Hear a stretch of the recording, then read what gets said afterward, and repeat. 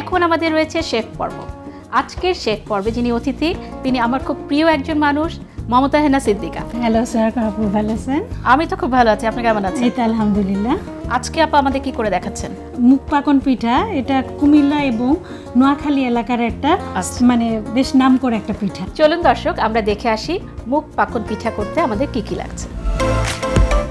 মুখ পাকন পিঠা করতে আমাদের লাগছে সেদ্ধ মুগ ডাল, চালের গুঁড়ি, ঘি, ডিম, চিনির শিরা, গরম মশলা এবং ভাজার জন্য তেল।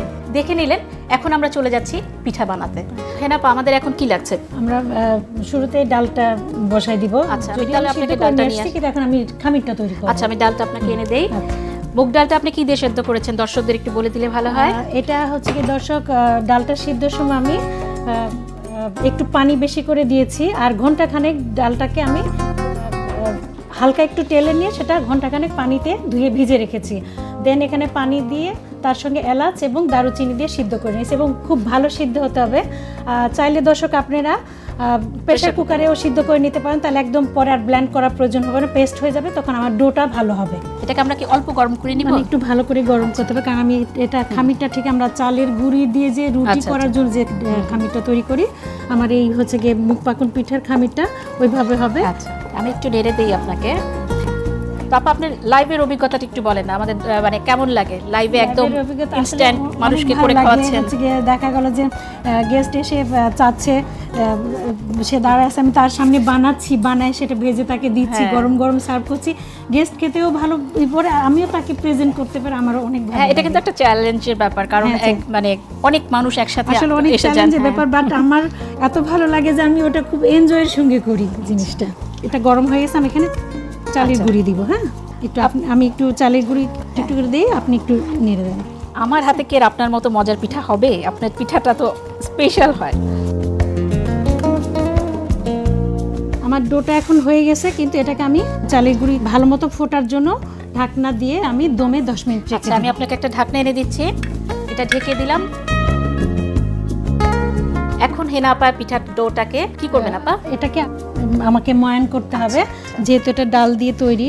ময়ানের সময় কি ময়ানটা যদি ভালো না হয় তাহলে পিঠাটা দেখা গেল ছড়ে যেয়ে ভেঙে যাবে।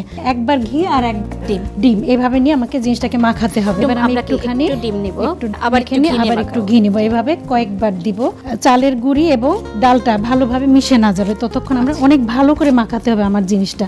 আপা ডোটা তো আমাদের রেডি। হ্যাঁ, রেডি হয়ে গেছে। এখন এই ডোটাকে আমি বেলে নিয়ে তারপর সেটাকে আমি কেটে ডিজাইন করব। ডোটা তো অনেক, যেহেতু ডাল মেশানো, ইয়েতে লেগে যায়, সেটা পলিথিন দিয়ে হ্যাঁ ক্লিন ফিল্ম নিলাম,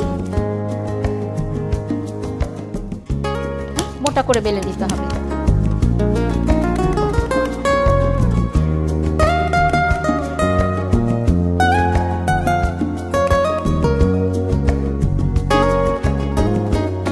আপা আমাদের তো সব পিঠা কাটা রেডি, এখন ডিজাইন করার পালা।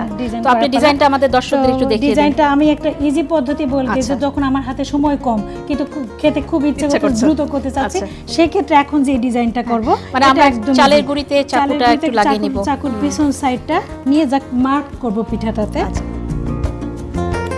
বা এটাও কিন্তু সুন্দর লাগছে। এখন এটা আমি একটু দেখা দিলাম, এবার একটু স্পেশাল কিছু দেখা দেই। সেক্ষেত্রে টুথপিক আর আমি এটা চিরুনি, একদম ফ্রেশ নিউ চিরুনিটাকে আমি এভাবে কেটে নিয়েছি। এটা খুব সহজে, হ্যাঁ। আচ্ছা, আমি এটা দিয়ে একটা পিঠাটা দেখাই দিই কিভাবে। ঠিক আছে, যেমন এই যে এইভাবে করব, একটু চেপে হালকা ভাবে চাপবে, মানে চাপা ঠিক হালকা ভাবে টান দিব। ঠিক আছে, বাহ, খুব সুন্দর হয়ে যাচ্ছে। এখন এটা আমি এখন খেজুর কাটা দিয়ে করছি, কিন্তু যাদের নাই তারা টুথপিক দিয়ে করতে পারে। জিনিসটাকে এইভাবে নিতে হবে, এই পিঠাটাকে একটু মাছের আঁশের মতো করে উঠিয়ে টেনে টেনে দিতে হবে, তাহলে ডিজাইনটা দেখতে ডিজাইন সুন্দর হবে, আবার শিরাটা ঢুকবে, শিরাটাও ঢুকবে, ভাজার পরে ভিতরটা একটু জুসি হবে। আমরা আজকে শিখছি আসলে খুব অল্প সময়ে করতে পারে বাসায়, এবং খুব অল্প ইনগ্রেডিয়েন্টস লাগবে এরকম করে কিছু ডিজাইন, তাই তো? এখন পিঠাগুলো আমরা ভাজা শুরু করে দিতে পারি। আগে আমরা হাড়টাই দিচ্ছি।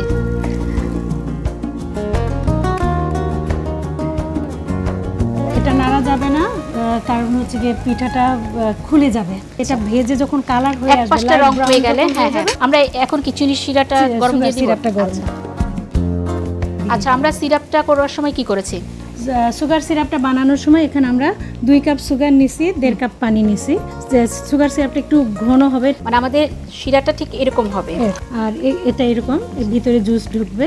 বাহ, খুব সুন্দর একটা রং চলে এসেছে পিঠার। হ্যাঁ, এখন কি করব বাবা? হ্যাঁ হ্যাঁ, এখন আমরা এটা তেলে থেকে উঠে সুগার সিরাপে দিব। আর সুগার সিরাপে দিয়ে আমরা খুব বেশিক্ষণ থাকবো না, জাস্ট কয়েক সেকেন্ড রেখে আমরা সঙ্গে সঙ্গে উঠে মানে জিলাপির মতো। জিলাপির মতো গরম ভেজে ভেজে শিরাতে দিয়ে দিব। তো অসাধারণ চেহারা হয়েছে, মানে পিঠাটার এত সুন্দর রং, এত সুন্দর ডিজাইন। আমার মনে হয় দর্শকদের এটা খুবই ভালো লাগবে। আসলে এত সুন্দর রং এসেছে, সাজানোর জন্য আলাদা কিছুই আর লাগবে না। অনেক ধন্যবাদ আপা, এত অসাধারণ একটা রেসিপি আমার দর্শকদেরকে আজকে দেখানোর জন্য। আপনাকে অনেক ধন্যবাদ, আর এটিএন বাংলাকেও ধন্যবাদ আমাকে এখানে পিঠা প্রেজেন্ট করার জন্য ডেকেছে বলে। তো আশা করব দর্শকদের পিঠাটা খুব ভালো লেগেছে এবং আপনারা এটি বাসায় অবশ্যই বানাবেন।